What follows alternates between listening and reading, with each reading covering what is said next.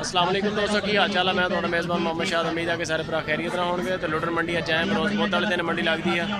चलते हैं मंडी चल के देखते हैं रेट शेट की सूरत हाल चल रही है। मौसम चेंज हो गया, जैकटा उतर गई तो रेट का भी देखते हैं अप डाउन की चल रहा है। लाइक कॉमेंट शेयर लाजमी आ गई जी। और गए इसका बच्चा पीछे बछड़ी बछड़ा बच्ची दुध कितना खाया थले 2 टाइम तो 10 किलो मोल की कर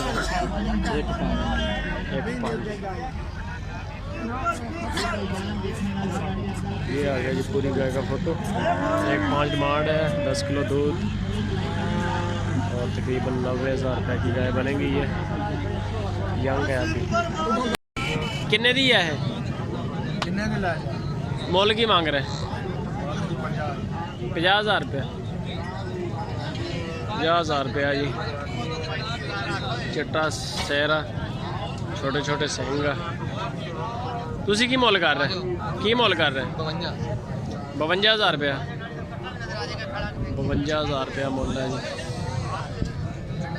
लोडन मंडी चोटियां की शानदार मंडी है माशाल्लाह। चोटियां ही चोटियां है। बच्ची है बच्चा बच्ची है बच्ची। दुध कितना दे रही 6 किलो टाइम दो 12 किलो दूध 12 किलो 2 टाइम का मोल की कर रहे 1,15,000। मोबाइल नंबर है बोलो 0308 830 9264। नाम की है मुलाजिम से मुलाजम।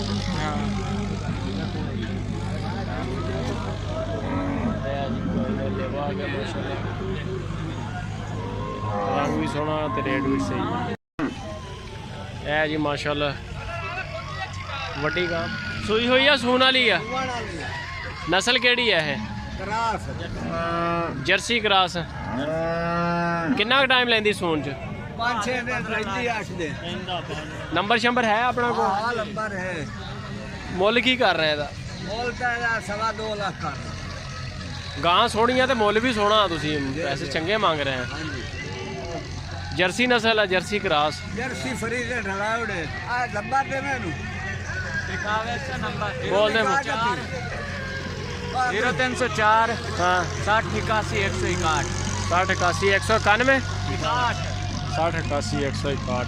ये कितना टाइम लगेगा सून 8 दिन डाल 8 दिन आ जा 12 दिन। चंगी गां जी माशाल्लाह। भारे वजूद दी लम्मे वेल वाली वड्डे कद काठ वाली गां।